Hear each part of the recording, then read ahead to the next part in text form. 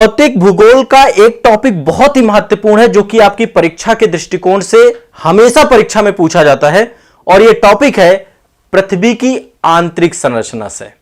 आज के सेशन में आप सभी पृथ्वी की आंतरिक संरचना समझ पाएंगे, जान पाएंगे और बहुत डिटेल से, बहुत समग्रता से परीक्षा के लिए जितना जरूरी है उतना सेलेक्टिव आपको यहां पे बता के जाऊंगा। इस टॉपिक से बहुत सारे प्रश्न आए हैं, इस टॉपिक से बहुत सारे प्रश्न पूछे जाते हैं, तो चलिए इस टॉपिक को आज हम रिवील करते हैं, बहुत अच्छे से इसको पढ़ाते हैं, एक एक चीज आपकी इसकी समझाते हुए जाते हैं। तो आज पृथ्वी के आंतरिक भाग को देखेंगे। देखिए आप देख पा रहे हैं, यह अर्थ है, पृथ्वी है और आपको ऊपर से देखने में तो ऐसा लग रहा है कि जलमंडल है, पानी है इसमें, है ना, वायुमंडल है और वायुमंडल में भी जैसे जैसे हम ऊपर जाते हैं तो टेम्परेचर आपका कम होता जाता है। हम रह रहे हैं तो सामान्य सा जीवन जी रहे हैं, लेकिन पृथ्वी अंदर से कैसे दिखती है?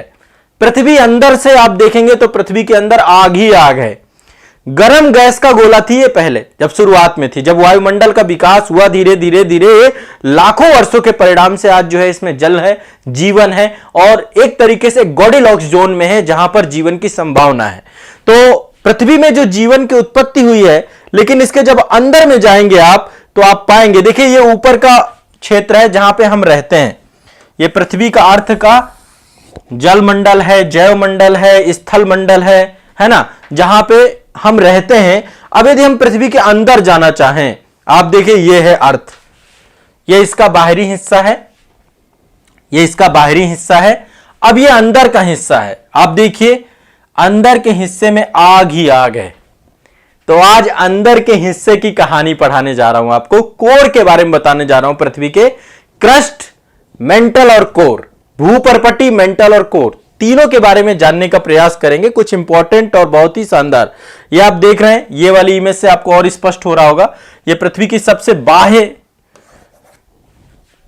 बाह्य ऊपरी जो है परत है, आपकी सबसे बाह्य परत है, फिर उसके अंदर, फिर उसके अंदर, फिर उसके अंदर, और ये बाह्य परत है। ठीक है, तो अंदर आग ही आग है, ऊपर से जो ठंडा दिख रही है अंदर धधक रही है। जैसे जैसे पृथ्वी के अंदर जाते हैं टेम्परेचर बढ़ता जाता है, तापमान बढ़ता जाता है और पृथ्वी के जो आंतरिक भाग है उसको 3 बृहद खंडों में हम विभाजित कर सकते हैं। ठीक है, अभी मैं एक बार आपको दिखा देता हूं, 3 बृहद खंडों में विभाजित कर सकते हैं। देखिए सबसे अंदर वाले खंड को हम क्या बोलते हैं? कोर। ये 2 अंदर के हिस्से हैं, इसको कोर बोलते हैं। क्या बोलते हैं?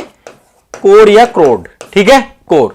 दूसरी अवस्था यह है आपकी मेंटल, मेंटल। ठीक है, और तीसरा है आपका भूपर्पटी, इसी को क्रस्ट बोलते हैं, भूपर्पटी, या फिर इसी को हम बोलते हैं क्रस्ट। क्या बोलते हैं? क्रस्ट। ठीक है, क्रस्ट, मेंटल, कोर। अब देखो जो कोर है ये तो पृथ्वी का ऊपर वाला हिस्सा है बिल्कुल से। ठीक है, क्या है? पृथ्वी का सबसे ऊपरी भाग है। ठीक है, अब जैसे जैसे हम पृथ्वी के अंदर वाले हिस्से में जाते हैं तो पहले तो दाब बढ़ता जाता है, प्रेशर बढ़ता जाता है। जब दाब बढ़ता जाता है तो दाब बढ़ने के साथ साथ घनत्व भी बढ़ता जाता है, घनत्व बढ़ने के साथ साथ ताप भी बढ़ता जाता है, क्योंकि पृथ्वी के अंदर बहुत सारी रेडियो एक्टिव यहां पर जो है पदार्थ हैं, जिसके कारण से अपार ऊष्मा भी यहां पर होती है, तो ताप भी बढ़ता जाता है। तो पृथ्वी के अंदर चट्टानें पिघली हुई अवस्था में है। ठीक है, मेंटल में चट्टानें पिघली हुई अवस्था में है। और फिर आप देख रहे हैं आउटर कोर है, आउटर कोर पूरी तरीके से क्या है? द्रव है, लिक्विड है, आपका द्रव है, चट्टानें पूरी तरीके से पिघली अवस्था में है। और जो इनर कोर है ये आपका ठोस है। ये ठोस क्यों है? क्योंकि यहां पर भारी, क्योंकि पृथ्वी घूर्णन कर रही है। पृथ्वी क्या कर रही है? घूर्णन कर रही है। और पृथ्वी परिक्रमण भी कर रही है, सूर्य के चारों तरफ परिक्रमा लगाती है और अपने अक्ष पे घूमती है बहुत तेजी से। तो जो भारी पदार्थ हैं, भारी तत्व हैं, चाहे वो निकिल हो चाहे फेरस हो, वो आपके अंदर वाले हिस्से में जाकर के क्या हो गए हैं? यहां पर। तो ये आपका ठोस है आपका। ठीक है, अब समझने का प्रयास करते हैं यहां पर कि पृथ्वी की आंतरिक संरचना के जो प्रमुख पक्ष हैं। तो पहली बात, पृथ्वी की आंतरिक संरचना को यदि हम देखें, देखिए पृथ्वी के एक पर्टिकुलर हिस्से को, जैसे लाइक आप देखते हैं ना, एक हिस्से को हम जो है यहां पर इसकी जो है, देखिए हमने किया क्या है, जैसे मैं आपको सिंपल से बता देता हूं। इसके जो बच्चे नए हैं, जिन्होंने कभी फिजिकल ज्योग्राफी नहीं पढ़ी, पृथ्वी की आंतरिक संरचना नहीं पढ़ी, उनके लिए मैं यहां पे बता रहा हूं। ये आपकी पृथ्वी है और पृथ्वी को मान लीजिए हम उसके एक हिस्से को देखते हैं, ये आपका केंद्र बिंदु है, तो उसके किसी एक हिस्से को हम लोग देखते हैं। तो एक हिस्से में देखेंगे तो सबसे ऊपर वाला ये वाला हिस्सा आपका क्या है? ये है आपका भूपर्पटी। क्या है? भूपर्पटी। अब इसकी कितनी मोटाई होती है, क्या क्या विशेषताएं होती हैं, कुछ चीजें मैं आपकी क्रस्ट की बताऊंगा। इसी को हम क्रस्ट कहते हैं, ठीक है, इसी को क्रस्ट कहते हैं। दूसरे नंबर पे है आपका मेंटल। मेंटल, ठीक है, थोड़ा पल्प नुमा होता है, चट्टानें पिघली हुई अवस्था में पाई जाती हैं। और सबसे अंदर है क्रोड। क्रोड, इसी को हम कोर बोलते हैं। एक मूवी भी बनी है द कोर, आप लोग कभी देखिएगा टाइम निकाल के, उसमें पृथ्वी की आंतरिक संरचना को ही दिखाया गया है, ठीक है। तो यहां पर जो है, हाँ ध्यान से समझना है, बस लिखते भी जाना है, कुछ चीजें डायग्राम बनाते जाना है। ये टॉपिक हमेशा के लिए आसान करने जा रहा हूं आप लोगों का, और जो इंपॉर्टेंट टॉपिक होंगे जहां से प्रश्न पूछे जा सकते हैं वो सब कुछ आपका यहां पे क्लियर हो जाएगा।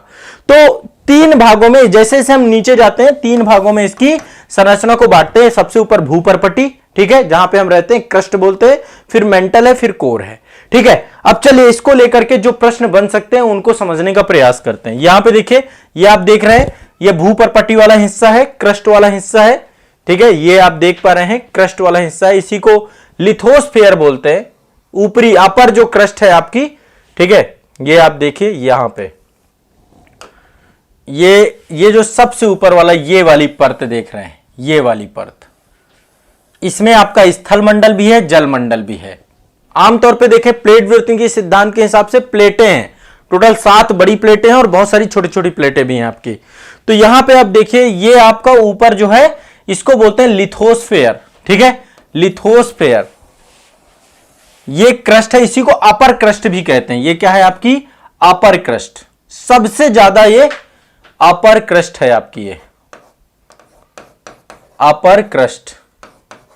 अब यहां पे थोड़ा सा इसको हम बाद में डिवाइड करेंगे, देखेंगे चीजों को। इसके बाद जस्ट इसके नीचे देखेंगे, यह है आपका एस्थनोस्फेयर, दुर्बलता मंडल भी बोलते हैं इसको, ठीक है। फिर आपका ये मेंटल है, मेंटल को भी 2 भागों में बांटते हैं, अपर मेंटल अलग है, मेंटल। देखो सबसे पहले तो आपका सिंपल सा है, पहले तो आपका नंबर 1 क्रस्ट है, सबसे पहले क्या है आपका क्रस्ट है, ठीक है, भूपर्पटी। नंबर 2 आपका क्या है, मेंटल है, नंबर 2 आपका मेंटल है, और नंबर 3 आपका कोर है। अब इसको उप विभागों में 2 भागों में बांटते हैं, अपर क्रस्ट लोअर क्रस्ट। क्रस्ट को भी 2 भागों में बांटते हैं, अपर क्रस्ट और लोअर क्रस्ट। वैसे ही मेंटल को भी 2 भागों में बांटते हैं, अपर मेंटल लोअर मेंटल। और कोर को भी 2 भागों में बांटते हैं, इनर कोर और आउटर कोर। क्या बोलते हैं, इनर कोर और आउटर कोर, ठीक है। ये बहुत बेसिक सा है, इसमें कोई बहुत समझने वाली चीज नहीं है, सिंपल सा आप इसको समझने का प्रयास करिए। अब देखो पहले मैं आपको एक यहां पे डायग्राम बनाऊंगा और मैं चाहूंगा कि आप लोग भी इस डायग्राम को मेरे साथ बना ले। ये डायग्राम मैं नया बनाऊंगा पूरी तरीके से, और यहां पे ट्रांजिशन जो असंबद्धताएं हैं, है ना, या कह सकते हैं कि ट्रांजिशन फेज है, उसको भी हम समझने का प्रयास करेंगे, ठीक। चलो अब एक डायग्राम बना रहा हूं, मेरे साथ साथ ये डायग्राम सभी को बनाना है, सभी छात्र इस डायग्राम को बनाएंगे, ठीक है। पृथ्वी की आंतरिक संरचना में हम एक हिस्सा ले रहे हैं ये, ठीक। चलिए अब यहां पे पहले इसको 3 भागों में विभाजित कर देते हैं, 3 भागों में, नंबर 1 नंबर 2, ठीक है। नंबर 1 आपका क्या है, ये नंबर 1 आपका है यहां पे भूपर्पटी, परपटी, या इसी को क्रस्ट कहते हैं। नंबर 2 आपका क्या है, ये आपका नंबर 2 है, यहां से यहां तक ये वाला हिस्सा आपका नंबर 2 है, और ये वाला हिस्सा आपका नंबर 1 है। नंबर 2 है आपका मेंटल, मेंटल, ठीक है, मेंटल। और नंबर 3 है आपका ये वाला हिस्सा, ये आपका हिस्सा जितना भी है, ये है आपका क्रोड या कोर, ठीक है, तीसरे नंबर पे। अब इसको और सब डिवीजन करते हैं, क्या करते हैं, इनका सब डिवीजन करते हैं। जैसे कि आपका जो भूपर्पटी है, इसको हम 2 भागों में बांटेंगे, ऊपरी भूपर्पटी, 1 मिनट, हाँ देखिए इसको हम 2 भागों में विभाजित कर रहे हैं। ये वाले हिस्से को 2 भागों में विभाजित कर दिया, ऊपर का हिस्सा ये आपका ए है भूपर्पटी में, इसको हम बोल रहे हैं ऊपरी भूपर्पटी, भूपर्पटी। और ये बी वाला हिस्सा ये है आपका बी, ऊपर ये ए है, ये बी है, ठीक है। इसको बोलते हैं हम निचली भूपर्पटी कह सकते हैं, निचला क्रस्ट बोल सकते हैं, निचला क्रस्ट। क्रस्ट या भूपर्पटी एक ही चीज है बच्चों, कोई दिक्कत वाली बात नहीं है इसमें, ठीक, सिंपल सा, इसको समझाने के दृष्टिकोण से बता रहा हूं। तो इसको हमने दो भागों में बांट दिया, कहिए तो मैं थोड़ा सा इसको और आप लोगों को, ये देखिए एक हिस्सा ये हो गया आपका, ठीक है, और दूसरा हिस्सा आपका ये हो गया, बस बस दूसरा हिस्सा ये हो गया, ठीक है। अब चलते हैं, मेंटल को भी दो भागों में बांट देंगे, मेंटल को भी दो भागों में बांट देंगे। मेंटल को हम दो भागों में विभाजित कर रहे हैं। मेंटल में भी आपका ऊपरी मेंटल और निचला मेंटल, ठीक है। यहां पर भी ए देख लेते हैं, यहां पे ए है आपका ये, और ये आपका बी है, ये है आपका ऊपरी मेंटल, ऊपरी मेंटल, और ये है आपका निचला मेंटल, निचला मेंटल। कोई दिक्कत, सिंपल सा है। इसमें भी हम जो है इसको भी, ये आप देख सकते हैं, और ये वाला हिस्सा,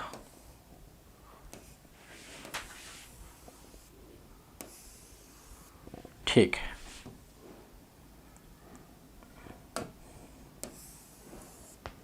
इसके बाद आपका नेक्स्ट ये है, कोर को भी दो भागों में बांट रहे हैं हम लोग, कोर को भी दो भागों में बांट रहे हैं। पहले इत्मीनान से बनाते हुए जाना, ये आपका ए है, ये आपका बी है। ए आपका जो है ये है अपर कोर कह सकते हैं, इसको बाहरी क्रोड बोल सकते हैं, क्या बोल सकते हैं, बाहरी क्रोड, बाहरी क्रोड, आउटर कोर बोलते हैं इसको, इंग्लिश में आउटर कोर या बाहरी कोर। और अंदर वाले को, ये जो बी है इसको बोलते हैं इनर कोड या आंतरिक कोड, क्या बोलते हैं, आंतरिक कोड, क्रोड। पता है कोई समस्या हो तो आपको, ये मैंने आपका थोड़ा सा यहां पे इसको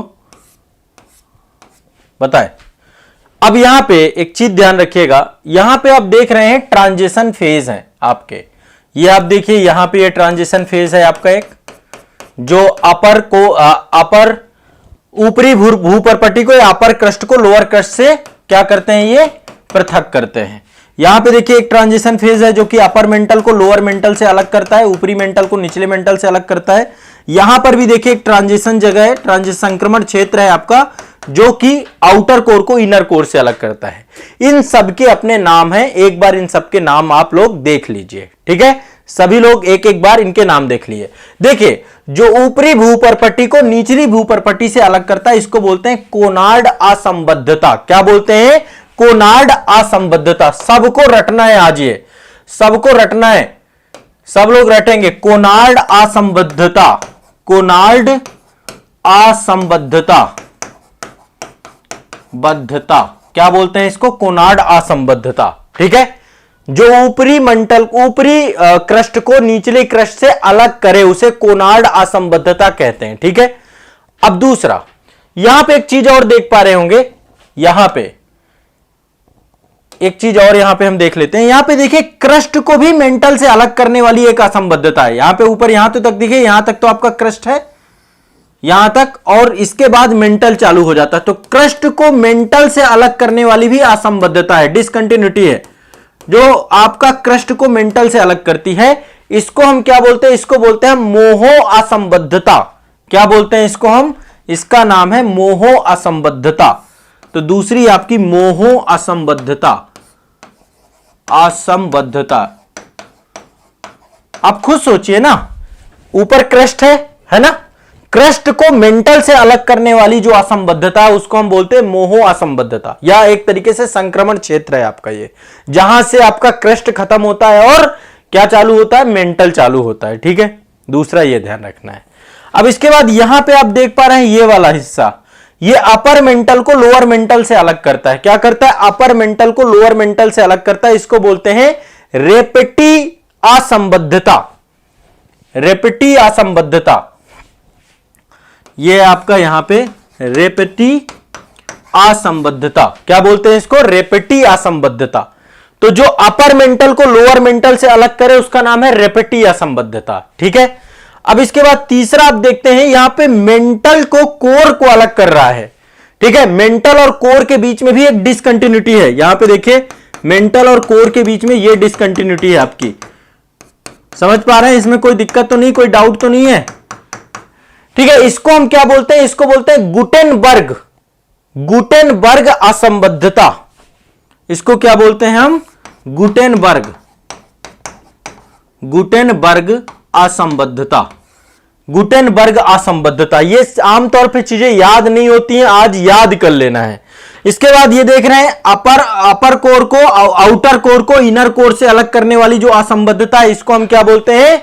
लेहमैन असंबद्धता, लेहमैन असंबद्धता, लेहमैन असंबद्धता। बताएं कोई दिक्कत हो? लेहमैन असंबद्धता। तो नंबर 1 आपकी है कोनार्ड असंबद्धता। कोनार्ड आपका जो ऊपरी भूपरपट्टी है और निचली भूपरपट्टी है उसके बीच में आपकी कोनार्ड असंबद्धता है। ऊपरी कृष्ठ को निचले कृष्ठ के बीच में है आपकी कोनार्ड असंबद्धता। ठीक है, दूसरे नंबर पे आपकी है मोहो असंबद्धता। मोहो असंबद्धता आपकी क्या करती है? जो निचला क्रस्ट है, या कह सकते हैं क्रस्ट को मेंटल से अलग करती है। इतना ही आप याद कर लीजिए, क्रस्ट को मेंटल से। या देखा जाए तो ये निचला क्रस्ट है, ये ऊपरी मेंटल है, तो निचला क्रस्ट और ऊपरी मेंटल के बीच की जो असंबद्धता है मोहो असंबद्धता कहते हैं। इसके बाद अपर मेंटल को लोअर मेंटल से अलग करने वाली असंबद्धता को क्या कहते हैं? रेपेटी असंबद्धता कहते हैं। और इसके बाद जो आपका मेंटल को कोर से अलग करने वाली असंबद्धता, या फिर कहें ये निचला मेंटल है और ये आउटर कोर है, इसके बीच में जो असंबद्धता है उसको हम गुटेनबर्ग कहते हैं। और आउटर कोर को इनर कोर से अलग करने वाली जो असंबद्धता उसको लेहमैन कहते हैं। ये सिंपल सी चीज है, एक बार ध्यान से आपको समझना है और ये वाला जो है सेगमेंट आपको याद कर लेना है।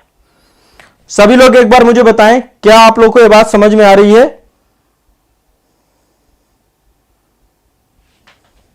हाँ, मैंने क्लास में भी इसको अच्छे से ही पढ़ाया है।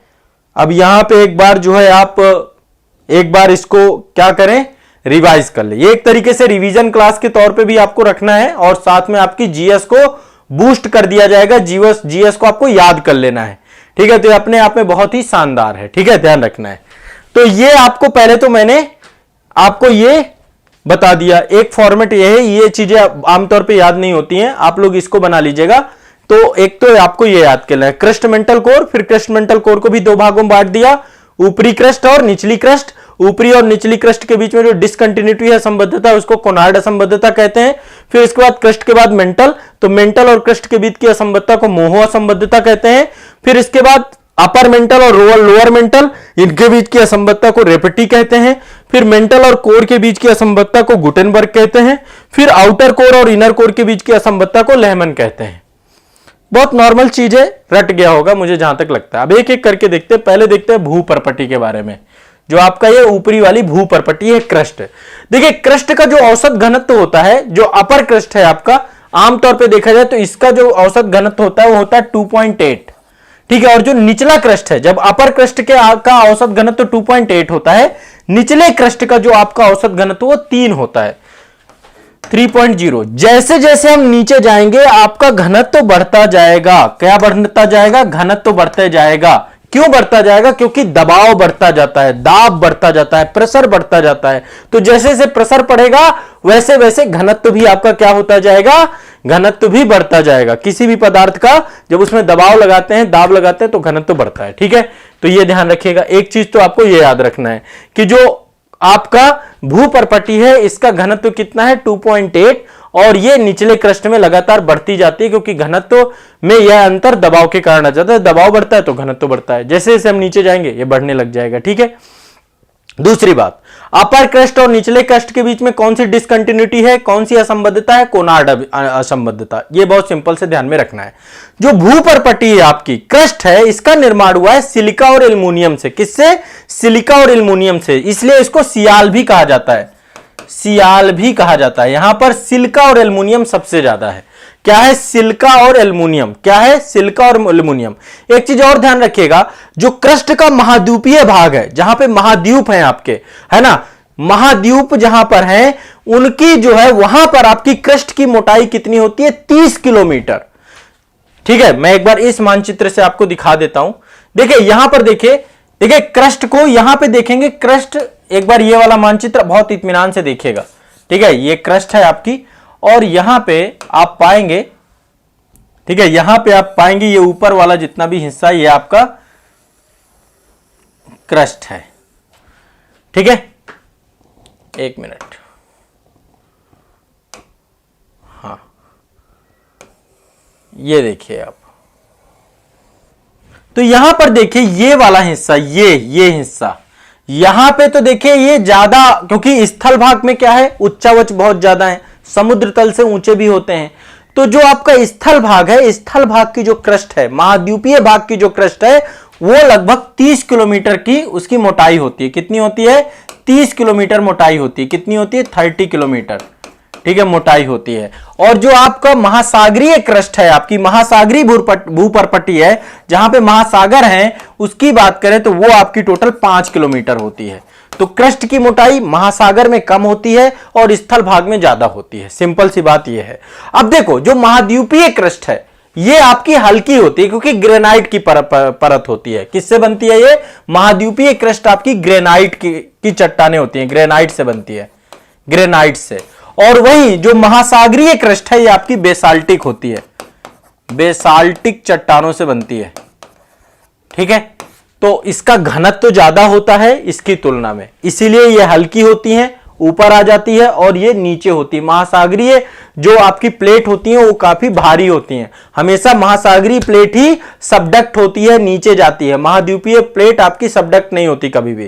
तो यहां पे क्या रखना है? महाद्वीपीय क्रस्ट आपकी कैसी है? ग्रेनाइट की परत की है, और महासागरीय की परत आपकी बेसाल्टिक है। ये दिमाग में बैठा के रखना है। ठीक है, और एक चीज और दिमाग में रखना है कि महासागरीय क्रस्ट का घनत्व तो ज्यादा होता है, महाद्वीपीय क्रस्ट का घनत्व तो कम होता है। यानी महाद्वीपीय भूपरपट्टी जो होती है वो हल्की होती है महासागरीय भूपरपट्टी की तुलना में, क्योंकि उसकी डेंसिटी आप खुद देखिए ना। एक बड़ी सी नाव, लकड़ी का एक बड़ा सा टुकड़ा जो है जल में तैरता रहता है, और पानी जो है लोहे की एक छोटी सी कील डूब जाती है। उसके पीछे का रीजन क्या है? आपका घनत्व ही तो है। जब घनत्व ज्यादा होगा तो महासागरीय जो आपकी प्लेट है बेसाल्टिक चट्टानों से बनती है, इसका घनत्व ज्यादा होता है, इसलिए ये नीचे रहती है आपकी। और ये जो है आपकी ग्रेनाइट चट्टानों से बनती है, और इसका घनत्व महासागरीय की तुलना पे कम होता है, इसलिए ऊपर रहती है, ऊपर फ्लोट करती रहती है। ठीक है, जब आपको प्लेट व्युत्पन्न की सिद्धांत पढ़ाऊंगा तो ये आपको चीजें और क्लियर हो जाएंगी और स्पष्ट हो जाएंगी। तो एक बात आपको ये भी ध्यान में रखना है। ठीक है, स्पष्ट है? तो पहला तो आपका हो गया क्रस्ट, दूसरा है मेंटल। दूसरा हिस्सा आपका मेंटल का है। ये अब हम आपको इसको कंप्लीट खत्म। अब नेक्स्ट बात करते हैं मेंटल की। ये आप देख पा रहे हैं, ठीक है। मेंटल लाइक यहां पे चट्टानें पहली बात पिघली हुई अवस्था में पाई जाती हैं। ठीक है, कहां पे? पिघली हुई अवस्था में। और मेंटल आपका जो है दो भागों में है, मैंने आपको बताया था, अपर मेंटल और लोअर मेंटल। तो अपर मेंटल आपका लगभग ये 70 किलोमीटर से स्टार्ट होकर के 400 किलोमीटर तक है। ये 70 किलोमीटर से लेकर के 400 किलोमीटर तक आपका क्या है? अपर मेंटल है, अपर मेंटल है आपका। ठीक है, और उसके बाद जो है आपका ये पूरा जो है लगभग 2900 किलोमीटर क्षेत्र में आपका मेंटल फैला हुआ है। आपका जो लोअर मेंटल है कितना? 2900। ध्यान रखना है इस बात को। ठीक है, 2900 तक फैला हुआ है आपका। ठीक है, यहां पे चट्टानें पिघली हुई अवस्था में होती हैं। भूपरपट्टी या जो आपकी एक तरीके से प्लेटें हैं, आपकी जो क्रस्ट है इसी के ऊपर तैरती हैं, आपकी एस्थेनोस्फीयर के ऊपर ही तैरती हैं आपकी। ठीक है, तो मेंटल आपका पृथ्वी का लगभग 83% आयतन जो है लिए हुए है, और 67% द्रव्यमान लिए हुए है। मेंटल 83% आपका आयतन लिए हुए हैं, आयतन लिए हुए हैं, वॉल्यूम टोटल पृथ्वी का सबसे बड़ा हिस्सा मेंटल ही है, और लगभग 67% हिस्सा इसका द्रव्यमान लिए हुए, 76% इसका द्रव्यमान है। पृथ्वी के टोटल मास का जो है मेंटल सबसे बड़ा हिस्सा है। 83% वॉल्यूम है यहां पे, और यहां पे गैसें बहुत सारी पाई जाती हैं, रेडियो एक्टिव पदार्थ बहुत पाए जाते हैं, चट्टानें पिघली हुई अवस्था में पाई जाती हैं। ठीक है, तो ये आपको एक बार ध्यान रखना है, इस बात से क्वेश्चन पूछे जा सकते हैं। बाकी मैंने आपको बताया कि ऊपरी मेंटल और निचले मेंटल के बीच में एक असंबद्धता पाई जाती है, जिसको रेपटी असंबद्धता कहते हैं। क्या बोलते हैं? रेपटी असंबद्धता कहते हैं, और इसके बारे में आपको मैंने पहले ही स्पष्ट कर दिया है। ठीक है, यहां पर आप देखिए, ये आप देखिए, और भूपरपट्टी जो आपकी है, जो आपकी निचली क्रस्ट है और अपर मेंटल है, दोनों के बीच में पाई जाने वाली भू असंबद्धता को मोहो असंबद्धता कहते हैं। ठीक है, मोहो असंबद्धता कहते हैं, डिसकंटिन्यूटी कहते हैं ये। तो यहां पर जो चट्टानें पाई जाती हैं एक तरीके से लाइक आप देखते हैं ना पल्प नुमा होती हैं। पल्प नुमा मतलब जैसे कि आप देखते हैं ना कोई भी फल होता है, जैसे मान लीजिए आम है आपका, जब वो पक जाता है तो वो तो पूरी तरीके से लिक्विड नहीं होता है, वो पल्प नुमा जो है गूदे नुमा चीजें होती हैं, वैसे चट्टानें यहां पर पिघली अवस्था में पाई जाती हैं। ठीक है, यहां पे संवहनीय धाराओं का भी निर्माण होता है जो कि एक ड्राइविंग फोर्स का काम करती हैं, जो प्लेटें आपकी एक दूसरे के साथ अभिसरण करती हैं, एक दूसरे के दूर जाती है। तो वो आपको मैं बाद में पढ़ाऊंगा संवहनीय धारा क्या है, संवहनीय धारा सिद्धांत जब प्लेट विवर्तनिकी पढ़ेंगे वहां पर हम समझने का प्रयास करेंगे। ज्यादातर भूकंप इसी क्षेत्र में आते हैं, भूकंप यहीं पे आते हैं, यहीं से मैग्मा जो है ऊपर जाता है और ज्वालामुखी भी इसी क्षेत्र से उद्गमित होते हैं, इसी क्षेत्र से बनते हैं। ठीक है, और मेंटल में ज्यादातर आपका सिलिका और मैग्नीशियम, ठीक है, सबसे ज्यादा इसका निर्माण सिलिका और मैग्नीशियम से हुआ है, इसलिए इसे सीमा कहते हैं। सिलिका और मैग्नीशियम यहां पर ज्यादा मात्रा में पाई जाती है, इसलिए इसको सीमा कहते हैं। ठीक है, ये भी आपको दिमाग में बैठा लेना है, इससे भी प्रश्न आपके पूछे जाएंगे। अब इसके बाद तीसरा है आपका कोर। ठीक है, क्रस्ट हो गया, मेंटल हो गया, कोर हो गया। ठीक है, तीसरे में आते हैं कोर। अब कोर के साथ क्या है ये आप देख पा रहे हैं, कोर का जो ये भी आपके दो भागों में बटी हुई है। ठीक है, दो भागों में, पहले ऊपर यहां पे आउटर कोर है आपकी, ये पूरी आउटर कोर है और ये इनर कोर है। तो आउटर कोर आपकी लिक्विड अवस्था में, यहां पे तापमान बहुत ज्यादा है और चट्टानें आपकी कैसी हैं, लिक्विड अवस्था में है। ठीक है, लिक्विड अवस्था में ध्यान रखना है।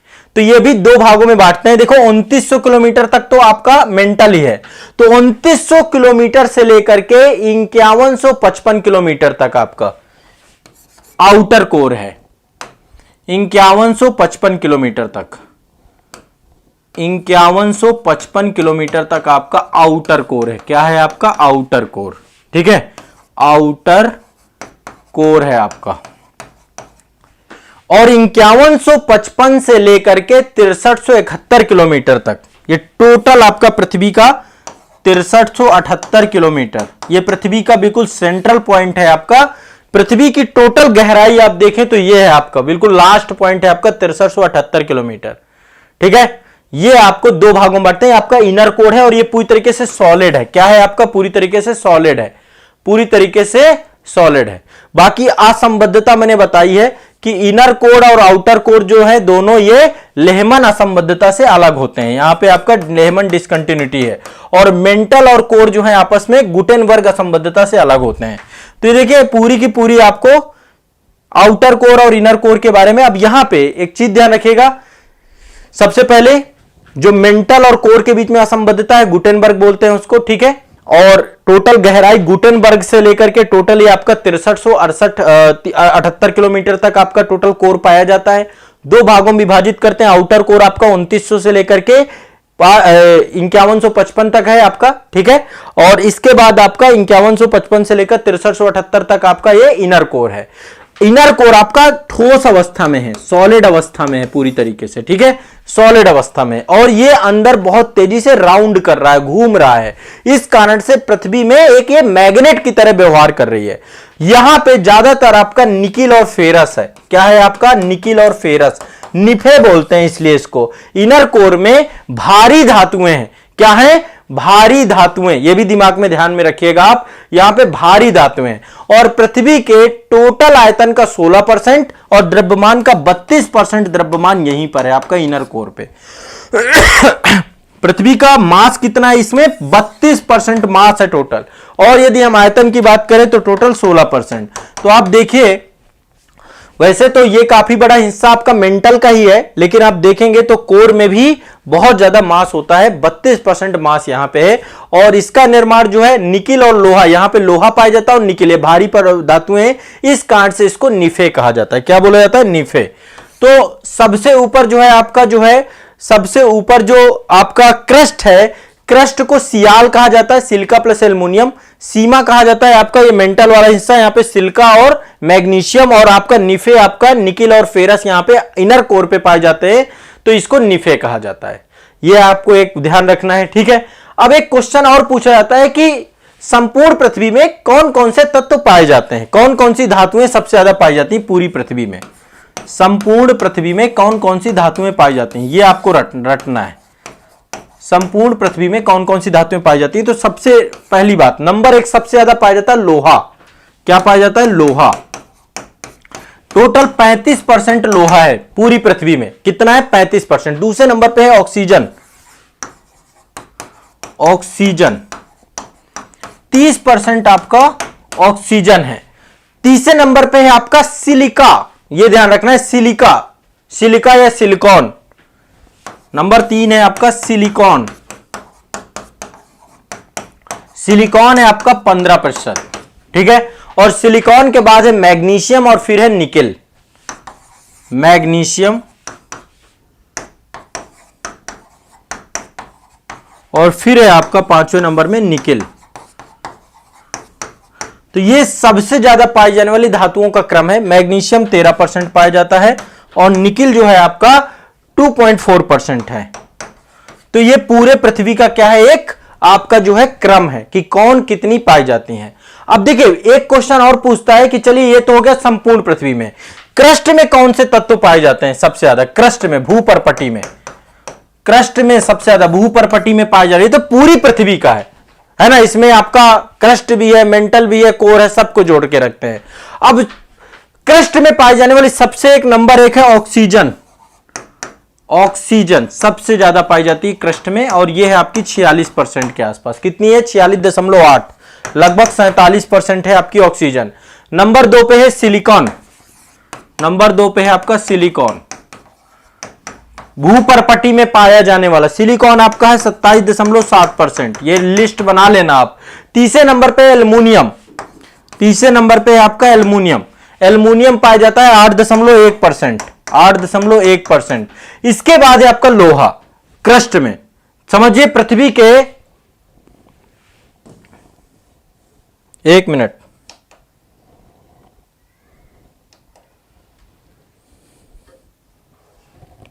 थोड़ा सा तकनीकी कुछ समस्या आ गई है, थोड़ा सा प्रतीक्षा कर लीजिए।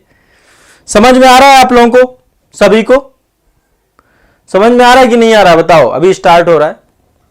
अब वे भी बेचारा थक जाता है, क्या करे दिन भर काम करते करते।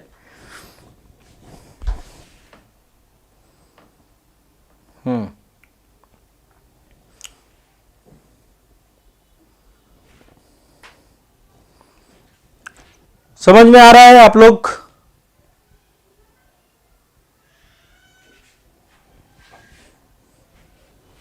ठीक है, ठीक है,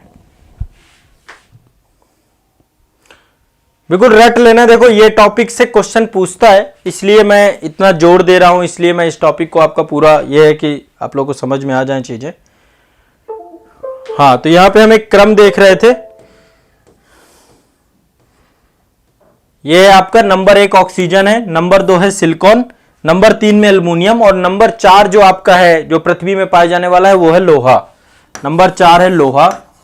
लोहा 5% पाया जाता है, 5%। तो देखा जाए तो क्रस्ट में लोहा जो है बहुत कम पाया जाता है। पूरी पृथ्वी में देखें तो सबसे ज्यादा है, लेकिन वो आपका कोर वाले हिस्से में है। ठीक है, लोहा आपका कहां पे? कोर वाले हिस्से में। अब वहां से थोड़ा माइनिंग हो सकती है। और फिर है आपका कैल्शियम, 5वें नंबर पे है कैल्शियम। कैल्शियम, ठीक है, इसकी मात्रा है आपकी 3.6। बाकी फिर बहुत सारे तत्व हैं जो कि पृथ्वी में पाए जाते हैं। ठीक है, तो ध्यान रखिएगा लोहा से ज्यादा एल्युमिनियम पाया जाता है क्रस्ट में। तीसरे नंबर पे एल्युमिनियम है। तो ये क्रम पूछा जा सकता है आपसे। संपूर्ण पृथ्वी में नंबर 1 लोहा, फिर ऑक्सीजन, फिर सिलिकॉन, फिर मैग्नीशियम, फिर निकेल। और यहां पे क्रस्ट में सबसे ज्यादा ऑक्सीजन, फिर आपका सिलिकॉन, फिर एल्युमिनियम, फिर लोहा। चौथे नंबर पे है लोहा। स्पष्ट है? ठीक है, तो ये आपका भूपरपटी से जुड़ी हुई, पृथ्वी की आंतरिक संरचना से जुड़ी हुई कुछ महत्वपूर्ण बातें थी जो आप लोगों को बताना था। ठीक है, अब देखिए एक बार यहां पे और समझ लीजिए कि पृथ्वी की जैसे जैसे हम आपके अंदर जाते हैं, जैसे जैसे हम गहराई में जाते हैं, वैसे वैसे पृथ्वी का घनत्व बढ़ता जाता है। जो आपका ये ऊपरी अपर क्रस्ट है, अपर क्रस्ट है जो आपकी यहां पे तो घनत्व रहता है 2.9। रुक जाइए, इसको थोड़ा सा और, हाँ, ये वाला जो हिस्सा है यहां पे तो रहता है आपका 2.9। ठीक है, फिर जैसे ही हम जो है लोअर क्रस्ट में जाते हैं, यही आपका 3 हो जाता है। फिर 3, ये अपर मेंटल में आपका 3.8 हो जाता है, फिर लोअर मेंटल में आपका 4.3 हो जाता है, फिर आपका 5.5 हो जाता है। जैसे जैसे हम नीचे बढ़ते हैं, ठीक है, यही कोर में आपका घनत्व 10 हो जाता है, और यही आपका जो आंतरिक कोर है यहाँ पे 12.3 हो जाता है, फिर 13.3 हो जाता है, फिर आपका सबसे आंतरिक पॉइंट जो आपका है ना, यहां पे हो जाता है 13.6। तो जैसे जैसे हम नीचे जाते हैं इसका घनत्व क्या हो रहा है, बढ़ता जा रहा है। क्यों? दबाव बढ़ता जा रहा है, दबाव के कारण से घनत्व बढ़ता जा रहा है। ठीक है, यह आपको ध्यान में रखना है। और भूपर्पटी समझ गए, मेंटल समझ गए, आंतरिक कोर और बाह्य कोर, इसको समझ गए आप। ठीक है, तो ये पृथ्वी की आंतरिक संरचना से जुड़ी हुई कुछ महत्वपूर्ण पक्षों को लेकर के हमारी चर्चा थी। निश्चित तौर पे मैं उम्मीद करता हूं कि आप सभी, ये देखिए, ये आपका यहां पे दिया गया है जो क्रस्ट है, क्रस्ट का जो है घनत्व 3 ग्राम प्रति घन सेंटीमीटर है। फिर यहां पे आप देखिए निचले मेंटल में यही आपका 5.5 ग्राम घन सेंटीमीटर हो जाता है, और जो आपका इनर कोर है यही आपका 13.6 सेंटीमीटर हो जाता है। यहां पे देखिए सबसे लास्ट पॉइंट आपका 6378 है आपका, ये कई जगह पे 6378, कई जगह पे 6371 कुछ भी मिलता है, सही है वो। ठीक है, और ये आपका 5100 से लेकर के 63, ये आपका इनर कोर है। फिर इधर आप देखिए 2900 से लेकर के आपका 5100 तक आपका ये आउटर कोर है। और फिर यहां पे देखिए ये सबसे ऊपरी परत है आपकी क्रस्ट की 0 किलोमीटर, जहां पे हम रहते हैं उससे 30 किलोमीटर तक जाएंगे आप। ठीक है, तो आपका फिर मेंटल स्टार्ट हो जाता है, और मेंटल का ये 0 यहां 30 से लेकर के 700 तक अपर मेंटल, और फिर इसके बाद आपका 2900 तक आपका लोअर मेंटल। तो ये आपका जो है इसकी जो है स्थिति है। तो ये आपको दिमाग में याद रखना है, ये क्वेश्चन पूछे जाएं तो आप आसानी से बता दें। ठीक है, तो ये आपका पृथ्वी की आंतरिक संरचना से जुड़ी हुई विषय वस्तु थी। ठीक है।